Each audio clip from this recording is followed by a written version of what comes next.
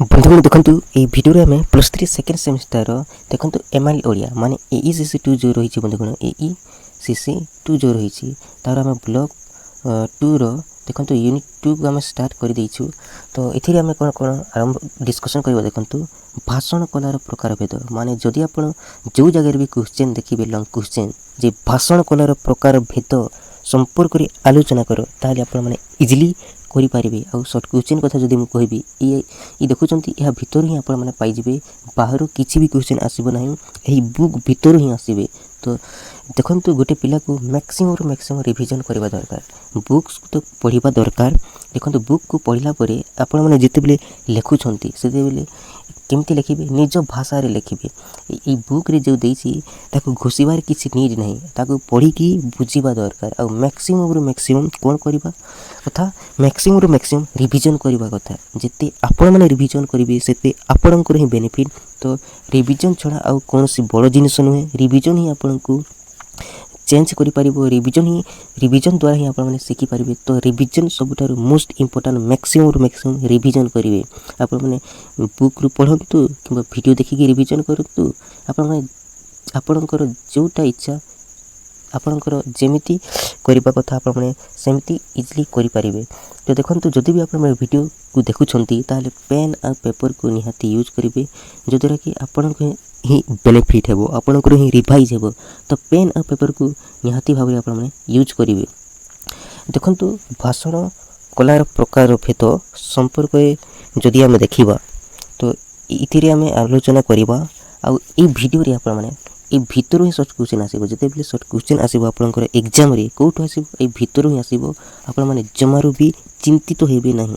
तो देखो जिते भी आसो क्वेश्चन केमती लिखे देखो भाषण कलार प्रकार भेद गोटे पिला को निज भाषा लिखापी पड़ो बुक रे जमती देती सेमती लिखिले किसी असुविधा ना किंतु सबकि मन पड़े ना एग्जाम तेणुक बुक रे जहाँ देती सेमती लिखा सहित निज भाषा लिखा दरकार। आ निज भाषा जिते बेले लिखना निजर स्टाइल रे जिते बेले लिखना मैक्सिमम अधिका मार्क आसी थाए मन रखिए बहुत ही इम्पोर्टाट आ बहुत ही गुरुत्वपूर्ण। तो देखो भाषण कलार प्रकार भेद संपर्क जदि आम देखा बंधुगण कौन कौन रही मनीषर रुचि भिन्न भिन्न रही विभिन्न प्रकार रही मन रखिए मनुष्यर रुचि ना बहुत सारा रही भिन्न भिन्न प्रकार रही तेणु ये रुचि अनुसार देखो बहुत ही इम्पोर्टाट सेमिति रुचि जमी भिन्न भिन्न प्रकार रही बंधुगण सेमिति भाषण भी विभिन्न प्रकार रही विभिन्न भाषण देला बेले विभिन्न प्रकार जुगाइबा भली भाषण देवा दरकार। तो देखो ये कौन कौन लिखाई तेणु रुचि अनुसार मन को सुहाइला भली उपयुक्त खुराक जोगाई देवा भली देखो भाषण विनियुक्त हेबा आवश्यक। जमती रुचि विभिन्न प्रकार रही मनुष्यर सेमिति भाषण जिते बेले दौरान सेमती विभिन्न प्रकार मनुष्य को सुहाइला भली भाषण देवा दरकार मनुष्य को देखो आकर्षित कला भली भाषण देवा दरकार। तो देखो विभिन्न रुचि रखुवा गोटे भाषण गृह देखो श्रोता बा जे भाषण को ग्रहण करुच्ची से देखा मिली था गोटे भाषण गृह आउ देखु कौन कौन देती जदि आम देखा कहीं कथन प्रति रखुवा बेले कहीं कला कहीं देखो संस्कृति प्रति रुचि रखती देखो समस्त अलग अलग किए धार्मिक कथन प्रति आकृष्ट करे आग्रह लगे शुणापी आउ एमती कहीं लोक मैंने था केवल कला संपर्क संस्कृति संपर्क आउ अन्य केते जन संगीत कला संपर्क भी देखो आग्रह प्रकाश करी। तो यही दृष्टि जदि आम देखा बंधुगण यह दृष्टि विचार कले वाणिज्य साहित्य होगला जातीयता राजनीति अर्थनीति धर्म संस्कृति विज्ञान कृषि एमती बहुत सारा रही एमती विभिन्न प्रकार रही। तो जनजीवन यहाँ रही विभिन्न प्रकार रही तेणुक आम मैंने देखो भाषण को विभिन्न भाग रे विभिन्न प्रकार आम भाग कर। तो वर्तमान निम्न रे आम देखु आलोचना करवा एमती लिखिदेवे एमती लिखला कौन करेंगे ना देखो केते प्रकार रही आमर नंबर 1 रे रही देखु साहित्यिक भाषण ये आम देखा साहित्यिक भाषण कहले कौन आम मान जाना तापर आध्यात्मिक भाषण, तापर पौराणिक भाषण, तापर धार्मिक भाषण, तापर देखंतु तार्किक भाषण, शोकात्मक भाषण। यहाँ सर्ट क्वेश्चन रे भी आसीबो एठू मन रखिए, बहुत ही इम्पोर्टाट। तापर स्वागत भाषण, विदाय सभा, तापर देखंतु विदाय भाषण भी कहींपारे। तापर देखंतु समस्यामूलक भाषण, तापर जयंती सभार भाषण, तापर प्रतियोगिता मूलक भाषण, तापर राजनीतिक भाषण, तापर दीक्षांत भाषण, तापर विषयानुसारी भाषण, तापर संवर्धना भाषण। तो प्रथमे आम देखिए, देखंतु साहित्यिक भाषण कहले कौन, बहुत ही इम्पोर्टाट, बहुत ही गुरुत्वपूर्ण। देखंतु बहुत ही इम्पोर्टाट जिनिस अटे। केवल साहित्य उपरे, केवल साहित्य उपरे आलोचना कार्यालोचना होता है। यही धरण भाषण को आम मैंने कौन कहवा, साहित्यिक भाषण बोली कहवा। यही भाषण रे केवल साहित्य संपर्क रे ही कही थांती, साहित्य संपर्क रे आलोचना करी थांती। तो यहीटा को आम मैंने कौन कहवा, साहित्यिक भाषण कहवा। जिते बेले वक्ता बा जे भाषण दउछि ना, से केवल साहित्यर चर्चा करी थांती, साहित्यर चर्चा करी थांती। और साहित्य सम्मेलन रे वक्ता माने साहित्यर विभिन्न दिग उपरे भावपूर्ण भंगी रे निजर वक्तव्य प्रदान करी थांती, निजर भाषण दे थांती। जद्वारा कि साहित्य प्रेमी माने उत्साहित हेबा संगे संगे से माने साहित्य उपरे कौन देइथांती, मन देइथांती, से मानकु आग्रह करि थाए। तो साहित्यिक भाषण रो जदि किसी भी क्वेश्चन आसिला, आपण माने इजीली करि पारिबे कि नाही कमेंट करके जणेबे वीडियो रो तलपटे। देखंतु साहित्य भाषण रे वक्ता जे भी भाषण देउछि ना, से केवल साहित्य संपर्क रे ही आलोचना करिवो, आउ कोनोसी संपर्क रे से आलोचना करिवो नाही। मन रखिबे, साहित्यर विभिन्न दिग उपरे से भावपूर्ण भंगी से निजर वक्तव्य को से प्रदान करि थांती एही साहित्य भाषण रे। तो साहित्य भाषण रे आउ किसी भी प्रॉब्लम हेबो नाही। तो देखंतु तापरे आध्यात्मिक भाषण, यही आध्यात्मिक भाषण देखंतु बहुत ही इम्पोर्टाट जिनिस। देखंतु यही भाषण केवल आध्यात्मिक विषय देखंतु कथन करा जाइथे। माने आध्यात्मिक विषय कहले कोन कहउथिबे आपण माने, एथिरे केवल देखंतु आत्मा ही गला, परमात्मा ही गला, जीवनर अनुचिंतन ही गला, तापरे उक्ति मुक्ति साधना एमिति। तो यही प्रकृति पर्यवेसित होइथे। यही प्रकृति आ समाज रे जदि आमे देखिबा बंधुगण, देखंतु संस्कारित, देखंतु समाज रे संस्कारित करिबा उद्देश्य रे वक्ता निज कथन रे धर्म पुराण नीति एमिति कौन कही मंतव्य देती, से वक्तव्य करी भाषण माध्यम जो कही था वक्ता मैंने समाज रे कौन कही धर्म संपर्क कही था, पुराण नीति ए संपर्क जो मत दे था, यहीटा को कौन कहना, यहीटा को कह धार्मिक सॉरी आध्यात्मिक भाषण कह। बहुत ही इम्पोर्टाट, बहुत ही गुरुत्वपूर्ण। तो देखंतु तापर आउ कौन रही ना पौराणिक भाषण। देखंतु पौराणिक भाषण कहले देखंतु रामायण ही गला, आपण माने देखिथिबे महाभारत, तापर भागवत ही गला। ए भली पुराण देखंतु संपूर्ण भाव रे पाठ कला परे पढ़िला परे बंधुगण ए प्रकार सभा बा कौन होइथे, सभा बा भाषण सभा आयोजित होइथे।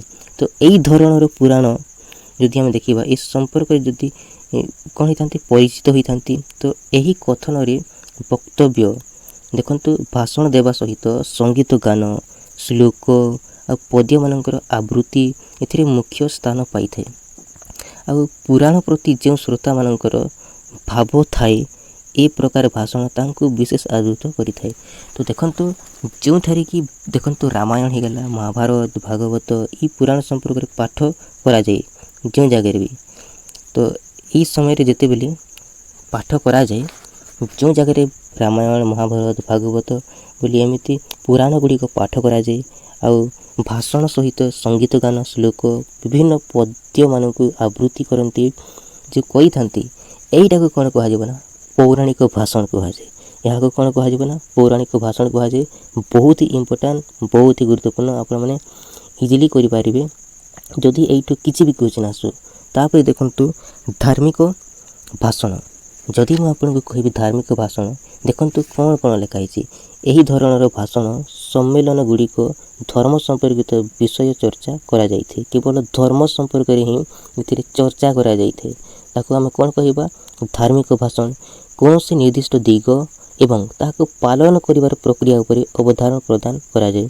आ धार्मिक श्रोता को देखंतु धार्मिक श्रोताଙ୍କୁ ଏହି ଧରଣର ଏଇଟା ଦେଖନ୍ତୁ ଟାଇପିଂ ମିଷ୍ଟେକ୍ ଅଛି, ଏହି ଧରଣର ଭାଷଣ ବିଶେଷଣ ଭାବ ଆକୃଷ୍ଟ କରିଥାଏ। ତ ଧାର୍ମିକ ଭାଷଣ ଯଦି ଆମେ ଦେଖିବା ଏଥିରେ କେବଳ ଧର୍ମ ସମ୍ପର୍କିତ ବିଷୟ ଗୁଡ଼ିକୁ ଆଲୋଚନା କରାଯାଇଥାଏ। ତ ଦେଖିବ ଆପଣମାନଙ୍କର ଗ୍ରାମ ଗୁଡ଼ିକରେ ଯେଉଁ ଜାଗାରେ ବି ଆପଣ ଦେଖିବେ କେବଳ ଧର୍ମ ସମ୍ପର୍କରେ ଚର୍ଚ୍ଚା କରିଥାନ୍ତି। ତ ତାକୁ ଆମେ କ'ଣ କହିବା? ଧାର୍ମିକ ଭାଷଣ। ଦେଖନ୍ତୁ ଯେକୌଣସି ନିର୍ଦ୍ଦିଷ୍ଟ ଦିଗ ହେଉଥାଉ ସେଇଟା ତାକୁ ପାଳନ କରିବା ପ୍ରକ୍ରିୟା ଉପରେ ସେମାନେ କ'ଣ କରିଥାନ୍ତି? ପ୍ରଦାନ କରିଥାନ୍ତି। ତ ଧାର୍ମିକ ଶ୍ରୋତାମାନଙ୍କୁ ଦେଖନ୍ତୁ ଏହି ଧରଣର ଭାଷଣ ଦେବା ପାଇଁ ପଡ଼େ। କେବଳ ଧାର୍ମିକ ସମ୍ପର୍କରେ ଧର୍ମ ସମ୍ପର୍କରେ ଆକୃଷ୍ଟ କରିବା ପାଇଁ ଯେଉଁ ଭାଷଣ ଦେଇଥାନ୍ତି ତାକୁ କ'ଣ କୁହାଯିବ ନା ତାକୁ କୁହାଯିବ ଧାର୍ମିକ ଭାଷଣ। ଦେଖନ୍ତୁ ଗୋଟିଏ ଧର୍ମରୁ ଅଲଗା ହେଇଯାଉଥିବେ କିଛି ଲୋକମାନେ, ତ ତାଙ୍କୁ କେମିତି ଆକୃଷ୍ଟ କରିବା ପାଇଁ ଗୋଟିଏ ଧର୍ମ ପ୍ରତି କେମିତି ଆକୃଷ୍ଟ କରିବା ପାଇଁ ସେମାନେ ଭାଷଣ ଦେଇଥାନ୍ତି। ତ ଏହାକୁ କ'ଣ କୁହାଯିବ ନା ଧାର୍ମିକ ଭାଷଣ। ତାପରେ ଦେଖନ୍ତୁ ତାର୍କିକ ଭାଷଣ କହିଲେ କ'ଣ? ବହୁତ ହି ଇମ୍ପୋର୍ଟାଣ୍ଟ, ବହୁତ ହି ଗୁରୁତ୍ୱପୂର୍ଣ୍ଣ। ଦେଖନ୍ତୁ ଯେକୌଣସି ବିତର୍କ ସୃଷ୍ଟି ପ୍ରସଙ୍ଗ ଉପରେ ବକ୍ତା ଜଣକ ନିଜର ବକ୍ତବ୍ୟ ପ୍ରଦାନ କରିବାକୁ ଭାଷଣ କହିବା ଦେଖନ୍ତୁ ବହୁତ ଇମ୍ପୋର୍ଟାଣ୍ଟ ଜିନିଷ। ଯେତେବେଳେ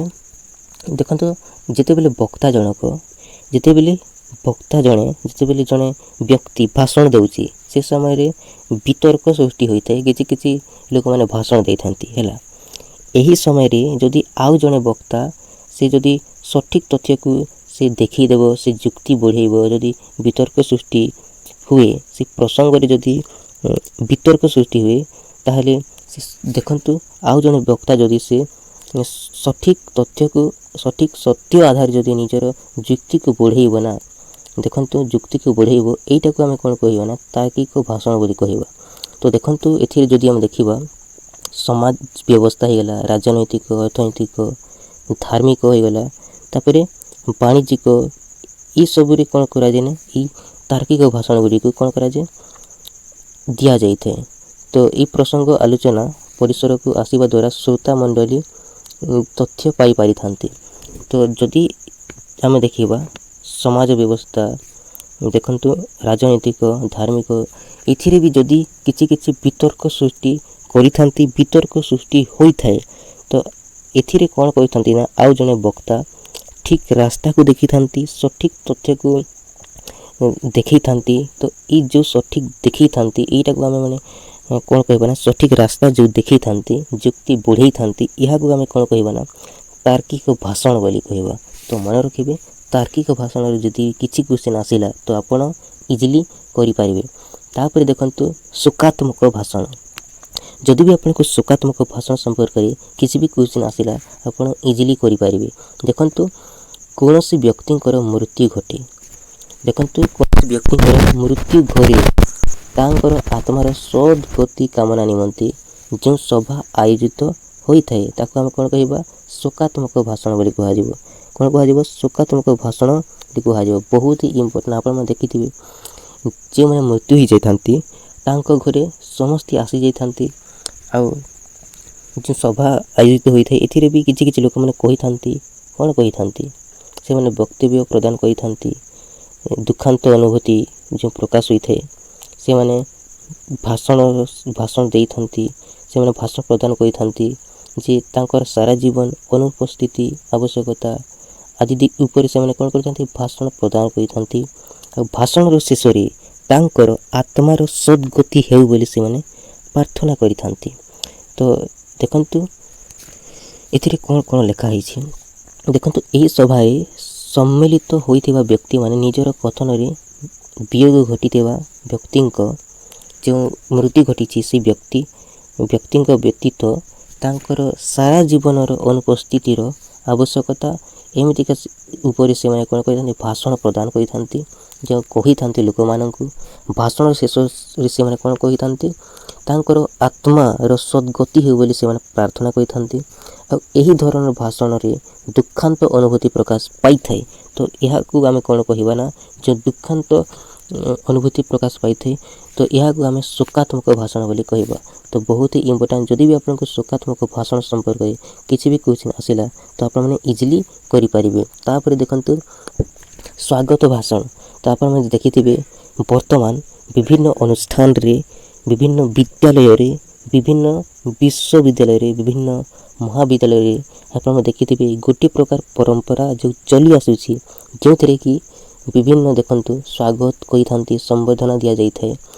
देखंतु कौन विद्यार्थी व्यक्ति विशेष तथा सभ्य को जदि स्वागत करने संगे संगे तांकर उद्देश्य स्वागत भाषण मध्य आयोजन करा जाय थे। तो देखंतु आपण देखिथे विभिन्न अनुष्ठान रे विद्यालय रे जो भाषण गुड़ी को दिया जाय थे। जो जने व्यक्ति आसिला बेले जने व्यक्ति विशेष को कौन करा जाए स्वागत करा जाय थे। तो ये जो करा जाय थे ये आ भाषण दिया जाय थे यह को आम कौन कहबा ना स्वागत भाषण बोली कहबा। तापर देखंतु विदाय सभा भाषण। तो शिक्षानुष्ठान मानक छात्र छात्री जिते शिक्षा वर्ष सरी जाए से समय जो कौन करती विदाय भाषण दि जाए जो फेयरवेल दि जाए। तो ये समय रे भी भाषण दि जाए। तो देखो कौन सी अनुष्ठान रे कार्य करथिबा कर्मचारी को मध्य जो अवसर नियंती तो यही समय मध्य भाषण कार्यक्रम अनुष्ठित होता है। तो यही कर्मचारी देखंतु ये कर्मचारी को परवर्ती जीवन सुस्थ और सुखमय हो बोली एथिर प्रार्थना करा जाए। आ छात्र छात्री उद्देश्य उज्जवल भविष्य कामना करा जाय थे। तो यही धरण जो भाषण जो अल्प समय मध्य शेष होता है तो यह को आम कौन कह ना विदाय भाषण कह जाए। तो ये जिनस को मन रखिए विदाय भाषण रु किसी भी क्वेश्चन आसिले आप इजिली करें कि ना कमेंट करके जनइबे वीडियो तलपटे। तापर देखो कौन रही समस्यामूलक भाषण। जदि भी किसी समस्या है देखो कौन सी समस्या देखादेला तार कारण आउ यार समाधान उपरे जो आलोचना करा जाय थे। आउ एई धरण भाषण ई धरणर भाषण कार्यक्रम जो होता है एथिरे वक्ता जनक निजर मत प्रकाश करि थाए। तो यह को आम कौन कहबा ना समस्यामूलक भाषण बोली कह जाए। जदि भी किसी समस्या है तार कारण और समाधान करने जो आलोचना करा जाय थाए आ जो व्यक्ति ए भाषण उपरे से वक्ता करि थाए से देखंतु जो भाषण दे थे ताको आम कौन कहबा समस्यामूलक भाषण कहबा। तापर या कौन रही देखंतु जयंती सभा भाषण। आपण देखिथिबे विभिन्न जयंती पालन करा जायते समाज रे विशिष्ट व्यक्ति स्कूल मानक रे मध्य। तो देखंतु सब जो जयंती जो पालन करा जायते तांकर जीवन संपर्क रे जो भाषण दिया जायते या को हमें कौन कहबा जयंती सभा भाषण। देखंतु समाज रे विशिष्ट व्यक्ति विशेषक जयंती उद्देश्य रे एही धरणर देखंतु भाषण कार्यक्रम मध्य अनुष्ठित होता है करा जायते।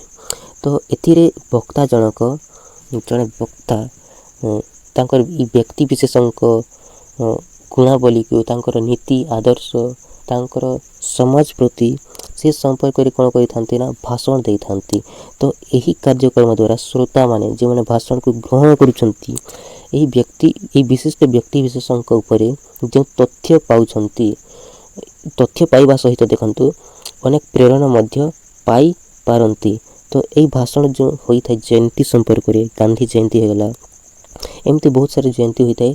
तो ये जयंती संपर्क जो भाषण दे थांती यह को कौन कह जयंती सभा भाषण। तापर देखंतु प्रतियोगितामूलक भाषण। आपणकर स्कूल मानक आपणकर कॉलेज मानक देखिथिबे प्रतियोगितामूलक भाषण दिया जाइथे। तो विशेष करी देखंतु छात्र मानकर ही करा जाइथे तांकर विकास पई देखंतु ए भाषण कार्यक्रम आयोजन करा जाइथे। तो देखंतु जे कौन सी विषय को आधार करी किसी निर्दिष्ट समय सीमा मध्य रे एही भाषण प्रतियोगितामूलक देखंतु उपस्थापन करने को कहा जाइथे ए भाषण देवा पई कहा जाइथे। तो एथिरे देखंतु विचारक मंडली सठिक विचार करी कौन करथांती फलाफल मध्य घोषणा करथांती आ उपस्थापक माने निज देखंतु मतामत को दृढ़ भाव रे एति प्रदान करथांती। तो जो जे कौन सी विषय को आधार करी जो कम समय मध्य जो भाषण दिया जाइथे प्रतियोगितामूलक स्कूल मानक मैक्सिमम रु मैक्सिमम करा जाइथे। तो एटा को आम कौन कहबा प्रतियोगितामूलक भाषण। एटा विशेष कर जदि आम देखिबा तो छात्र मानक वाचन देखंतु वाचनिक दक्षतार विकास में यही धरण भाषण को दि जाइए। मन रखिए बहुत ही इम्पोर्टाट जदि आपको सर्ट क्वेश्चन दिज्व जे क्यों भाषण देखो छात्र मानकर वाचनिक दक्षतार विकास ଭାଷଣ ଦିଆଯାଇଥାଏ ବା ଭାଷଣ ଆୟୋଜନ କରାଯାଇଥାଏ, ତାହେଲେ ସଠିକ୍ ଉତ୍ତର କ'ଣ କରିବେ? ପ୍ରତିଯୋଗିତାମୂଳକ ଭାଷଣ କରିବେ। ଆପଣଙ୍କର କରେକ୍ଟ ଆନ୍ସର୍ ହେଇଯିବ। ତାପରେ ଦେଖନ୍ତୁ ନେକ୍ସଟ କ'ଣ ରହିଛି ଦେଖନ୍ତୁ, ରାଜନୈତିକ ଭାଷଣ। ଯଦି ଆପଣଙ୍କୁ ରାଜନୈତିକ ଭାଷଣ ସର୍ଟ କ୍ୱେଶ୍ଚନ୍ ଆସେ କିମ୍ବା ଲଙ୍ଗ୍ କ୍ୱେଶ୍ଚନ୍ ବି ଆସେ ତ ଆପଣମାନେ ଇଜିଲି କରିପାରିବେ। ଦେଖନ୍ତୁ ରାଜନୈତିକ ଭାଷଣ ବିଭିନ୍ନ ରାଜନୈତିକ ସଂଗଠନ କରାଯାଇଥିବ। ଆପଣ ଦେଖିଥିବେ ବିଭିନ୍ନ ପାର୍ଟି, ବିଭିନ୍ନ ଦଳ ମାନଙ୍କର ମୁଖ୍ୟ ଦେଖନ୍ତୁ ଅଭିମୁଖ୍ୟଙ୍କୁ ନେଇ ଯେଉଁ ସଭା ଆୟୋଜନ କରିଥାନ୍ତି, ଆଉ ଏମାନେ କ'ଣ କରିଥାନ୍ତି? ଭାଷଣ ଦ୍ୱାରା ରାଜନୈତିକ କର୍ମୀମାନେ ଉପକୃତ ମଧ୍ୟ ହୋଇଥାନ୍ତି। ଆଉ ବିଭିନ୍ନ କ୍ଷେତ୍ରରେ ଯଦି ଆମେ ଦେଖିବା, କେତେକ କ୍ଷେତ୍ରରେ ଯଦି ଆମେ ଦେଖିବା, ରାଜନୀତିକ ହୋଇଗଲା, ନେତାମାନେ ନିଜ ନିଜ ଦଳକୁ କ'ଣ କରିଥାନ୍ତି? ସମର୍ଥନ କରିବା ଉଦ୍ଦେଶ୍ୟରେ ସଭାକୁ କ'ଣ କରିଥାନ୍ତି? ଅନୁଷ୍ଠିତ କରିଥାନ୍ତି। କେବଳ ରାଜନୀତି ଉଦ୍ଦେଶ୍ୟକୁ ଦେଖନ୍ତୁ, କେବଳ ରାଜନୈତିକ ଉଦ୍ଦେଶ୍ୟକୁ ସଫଳ କରିବା ପାଇଁ ଏହି ପ୍ରକାର ସଭା ଆୟୋଜନ କରାଯାଇଥାଏ। ଆଉ ଯେଉଁ ଭାଷଣ ଦେଇଥାନ୍ତି ନା, ଏହାକୁ ଆମେ କ'ଣ କହିବା ନା ରାଜନୈତିକ ଭାଷଣ। ତ ମନେ ରଖିବେ, କେବଳ ରାଜନୈତିକ ଉଦ୍ଦେଶ୍ୟକୁ ସଫଳ କରିବା ପାଇଁ ଏହି ପ୍ରକାର ଭାଷଣ ଆୟୋଜନ କରାଯାଇଥାଏ। ବହୁତ ହି ଇମ୍ପୋର୍ଟାଣ୍ଟ ଆଉ ବହୁତ ହି ଗୁରୁତ୍ୱପୂର୍ଣ୍ଣ ଅଟେ। ତାପରେ ଦେଖନ୍ତୁ ଦୀକ୍ଷାନ୍ତ ଭାଷଣ। ହେଡ଼ିଂ ଦେଇଦେବେ ଆଉ ଲେଖିବେ, ଯେତେବେଳେ ଲଙ୍ଗ୍ କ୍ୱେଶ୍ଚନ୍ ଲେଖିବେ ଯେ ଅନେକ ଅନୁଷ୍ଠାନ ମାନଙ୍କରେ ସଭା ସମିତି ଗୁଡ଼ିକରେ ଏହି ଧରଣର ଭାଷଣ ପ୍ରଦାନ କରାଯାଇଥାଏ। ଯଦି ଆମେ ଦେଖିବା ଏଥିରେ ଦେଖନ୍ତୁ ସମ୍ମାନଜନକ ଦେଖନ୍ତୁ ବ୍ୟକ୍ତି ବିଶେଷଙ୍କୁ ବକ୍ତା ଭାବରେ କ'ଣ କରାଯାଇଥାଏ? ଗ୍ରହଣ କରାଯାଇଥାଏ। ଏଠି ବଡ଼ ବଡ଼ ଲୋକମାନେ ଏଥିରେ ଭାଷଣ ଦେଇଥାନ୍ତି। ଦୀକ୍ଷାନ୍ତ ଭାଷଣରେ କେବଳ ବଡ଼ ବଡ଼ ବ୍ୟକ୍ତିମାନେ, ଆଉ ତାଙ୍କ ଭାଷଣରେ ଦେଖନ୍ତୁ ନୀତି ଆଦର୍ଶ ଆଉ ସୁସ୍ଥ ସମାଜ ଗଠନର ବାଣୀ ପ୍ରକାଶ ପାଇଥାଏ, ଯଦ୍ୱାରା କି ଶ୍ରୋତାମାନଙ୍କୁ ଶିଷ୍ୟ ତୁଲ୍ୟ ଉତ୍ତମ ମାର୍ଗଦର୍ଶନ ମିଳିଥାଏ। ଦେଖନ୍ତୁ ଯେଉଁ ଅନୁଷ୍ଠାନ ମାନଙ୍କରେ, ଯେଉଁ ସଭା ସମିତି ଗୁଡ଼ିକରେ ଯେଉଁ ଦେଖନ୍ତୁ ଏ ଦୀକ୍ଷାନ୍ତ ଭାଷଣ ଦିଆଯାଇଥାଏ, ଏଥିରେ କେବଳ ବଡ଼ ବଡ଼ ଲୋକମାନେ ହିଁ ଭାଷଣ ଦେଇଥାନ୍ତି। ସମ୍ମାନଜନକ ବ୍ୟକ୍ତି ବିଶେଷଙ୍କୁ ଏଥିରେ ବକ୍ତା ଭାବରେ ଡକାଯାଏ ଆଉ ଏଥିରେ ଗ୍ରହଣ କରାଯାଏ, ଡାକନ୍ତି ଆଉ ଭାଷଣ ଦେଇଥାନ୍ତି ଏଥିରେ। ତ ଏଇଟାକୁ ଆମେ କ'ଣ କହିବା? ଦୀକ୍ଷାନ୍ତ ଭାଷଣ ବୋଲି କହିବା। ତ ବହୁତ ହି ଇମ୍ପୋର୍ଟାଣ୍ଟ, ବୁଝିଗଲେ। ଦୀକ୍ଷାନ୍ତ ଭାଷଣରୁ କିଛି ବି କ୍ୱେଶ୍ଚନ୍ ଆସିଲେ ଆପଣମାନେ ଇଜିଲି କରିପାରିବେ। ତ ଦେଖନ୍ତୁ ବିଷୟାନୁସାରୀ ଭାଷଣ। ଦେଖନ୍ତୁ ବିଷୟାନୁସାରୀ ଭାଷଣ ଯଦି ଆମେ ଦେଖିବା ବନ୍ଧୁଗଣ, ବହୁତ ହି ଇମ୍ପୋର୍ଟାଣ୍ଟ। ଏହି ଧରଣର ଭାଷଣ ଦେଖନ୍ତୁ କେବଳ ନିର୍ଦ୍ଦିଷ୍ଟ ବିଷୟ ଉପରେ ପରିଚାଳିତ ହୋଇଥାଏ। ଶିକ୍ଷା, ସ୍ୱାସ୍ଥ୍ୟ, ବିଜ୍ଞାନ, ବାଣିଜ୍ୟ, ସମାଜ ତତ୍ତ୍ୱ, ଏମିତିକା ବହୁତ ସାରା ବିଭିନ୍ନ ବିଷୟକୁ ନେଇକି ଯେଉଁ ବିଷୟର ଦେଖନ୍ତୁ ବିଶେଷଜ୍ଞଙ୍କ ବକ୍ତବ୍ୟ ପ୍ରଦାନ କରାଯାଇଥାଏ। ଏଥିରେ ଅନେକ ଗୁଡ଼ିଏ ତଥ୍ୟମୂଳକ ତଥ୍ୟ ମିଳିଥାଏ। ତ ଏହି ପ୍ରକାର ଦେଖନ୍ତୁ ଭାଷଣକୁ କ'ଣ କୁହାଯିବ ନା ବିଷୟାନୁସାରୀ ଭାଷଣ ବୋଲି କୁହାଯିବ। ଦେଖନ୍ତୁ ଶିକ୍ଷା ସମ୍ପର୍କରେ ଯଦି ଭାଷଣ ଦେବା ପାଇଁ କୁହାଯିବ, ତାହେଲେ କେବଳ ଶିକ୍ଷା ସମ୍ପର୍କରେ ଦେଖନ୍ତୁ ଯିଏ ବି ଭାଷଣ ଦେଉଛି ଜଣେ ବକ୍ତା ଶିକ୍ଷା ସମ୍ପର୍କରେ ଭାଷଣ ଦେବ। ସ୍ୱାସ୍ଥ୍ୟ ସମ୍ପର୍କରେ ଯଦି ଭାଷଣ ଦିଆଯିବ ଯେଉଁ ଜାଗାରେ ବି, ତ କେବଳ ସ୍ୱାସ୍ଥ୍ୟ ସମ୍ପର୍କରେ ହିଁ ଭାଷଣ ଦେବେ। କେବଳ ଗୋଟିଏ ବିଷୟକୁ ନେଇକି ଯେଉଁ ଭାଷଣ ଦେଇଥାନ୍ତି, ଏହାକୁ ଆମେ ମାନେ କ'ଣ କହିବା ନା, ଏହାକୁ ଆମେ ବିଷୟାନୁସାରୀ ଭାଷଣ କହିବା। ଯଦି ଆପଣଙ୍କୁ ଦିଆଯିବ ଯେ ସମାଜ ସମ୍ପର୍କରେ ଭାଷଣ କୁହରେ ଭାଇ, ତ କେବଳ ସମାଜ ସମ୍ପର୍କରେ ହିଁ ଭାଷଣ ଦେବେ। ବାଣିଜ୍ୟ ସମ୍ପର୍କରେ ଭାଷଣ ଦେବା ପାଇଁ କୁହାଯିବ ଗୋଟିଏ ଜାଗାରେ, ତାହେଲେ ବାଣିଜ୍ୟ ସମ୍ପର୍କରେ ହିଁ ଭାଷଣ ଦେବେ। ତ ଏହାକୁ କ'ଣ କୁହାଯିବ ନା ବିଷୟାନୁସାରୀ ଭାଷଣ। ତ ବିଷୟାନୁସାରୀ ଭାଷଣରୁ ଯଦି କିଛି ବି କ୍ୱେଶ୍ଚନ୍ ଆସିଲେ ଆପଣମାନେ ଇଜିଲି କରିପାରିବେ କି ନାହିଁ କମେଣ୍ଟ କରିକି ଜଣାଇବେ ଭିଡ଼ିଓ ତଳ ପଟେ। ତାପରେ ଦେଖନ୍ତୁ ସମ୍ବର୍ଦ୍ଧନା ଭାଷଣ। ଦେଖନ୍ତୁ ଯଦି ଆମେ ଦେଖିବା ସମ୍ବର୍ଦ୍ଧନା ଭାଷଣ, ଦେଖନ୍ତୁ ବର୍ତ୍ତମାନର ସମାଜ କଥା ଯଦି ଆମେ ଦେଖିବା, ଏଇଟା ସମ୍ବର୍ଦ୍ଧନା ଦେବା ବହୁତ ହି ଗୁରୁତ୍ୱପୂର୍ଣ୍ଣ। ଦେଖନ୍ତୁ କୌଣସି ବିଶିଷ୍ଟ ବ୍ୟକ୍ତି ବିଶେଷ କିମ୍ବା ବିଦେଶାଗତଙ୍କୁ ସ୍ୱାଗତ କରିବା ବା ଉଦ୍ଦେଶ୍ୟରେ ଯଦି ଆମେ ଦେଖିବା, ଏହି ପ୍ରକାର ଭାଷଣ ଅନୁଷ୍ଠିତ ହୋଇଥାଏ। ଆଉ ଏଥିରେ ବ୍ୟକ୍ତିଙ୍କର କୃତିତ୍ୱ ପାଇଁ ସମ୍ମାନ ଦିଆଯାଇଥାଏ। ତ ଏହି ପ୍ରକାର ଭାଷଣକୁ ଆମେ କ'ଣ କହିବା ନା ସମ୍ବର୍ଦ୍ଧନା ଭାଷଣ। ଦେଖନ୍ତୁ ସମାଜରେ ଜଣେ ବ୍ୟକ୍ତି ଯେକୌଣସି ବି ବଡ଼ ଚାକିରି ହେଉ କିମ୍ବା ଯେକୌଣସି ବଡ଼ ଜବ୍ ହୋଇଯାଉ, ସେ ପାଇଗଲା, ତାହେଲେ ଯେଉଁ ଲୋକମାନେ କ'ଣ କରିଥାନ୍ତି, ସେଥିରେ ସମସ୍ତେ ଆସିଥାନ୍ତି ତାଙ୍କ ଘରକୁ, ବିଭିନ୍ନ କଥା କହିଥାନ୍ତି, ବିଭିନ୍ନ ବକ୍ତା ମାଧ୍ୟମରେ ସେମାନେ କହିଥାନ୍ତି। କିମ୍ବା ଜଣେ ବ୍ୟକ୍ତି ବିଦେଶରୁ ଆସୁଛି ନିଜ ଦେଶକୁ, ତ ताहले सेमानकु कोन करिथांती स्वागत करिथांती किंबा निज जदि हम देखिबा अनेक व्यक्ति विशेष एथिरे कोन करथांती स्वागत करिथांती तांको उद्देश्य रे जो भाषण देइथांती विदेश जो आसीथांती किंबा जेइथांती तांको ऊपर जो भाषण देइथांती विभिन्न अनुष्ठित होइथाय विभिन्न कार्यक्रम अनुष्ठित होइथाय तो एई प्रकार भाषण को आम कौन कहना संबोधना भाषण कहवा आउ एथिरे देखंतु व्यक्तिंकर कृतित्व पई एथिरे सम्मान दिया जाइथे तो बहुत ही इम्पोर्टेंट जिनिस मन रखिबे। तो एई धरण भाषण जदि हम देखिबा कार्यक्रम अन्य मानकु विशेष भाव में कौन करते उत्साहित करिथे एथिरे लोक मानकु एई भाषण देवा द्वारा कौन होइथाय ना उत्साहित करिथे। तो मन रखिबे जदि भी आपनको भाषण कलार प्रकार भेद संपर्क में क्वेश्चन आसे बंधुगण ताहले आपण माने इजीली करि पारिबे कि नहीं कमेंट करके जणेबे।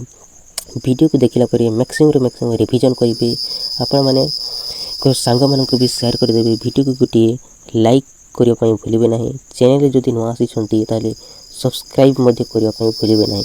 अब हमर टेलीग्राम चैनल रो लिंक वीडियो तल पटे दे देछि जदि हमर टेलीग्राम चैनल को भी सब्सक्राइब करि नाहंती ताहले टेलीग्राम चैनल को मध्य सब्सक्राइब करिकि जॉइन हे जिवे। बहुत ही इंपोर्टेंट बहुत ही सुंदर। तो चलंतु वर्तमान पई एतिक रखिबो एहार परवर्ती समय में आहुर वीडियो नै कि आसीबी।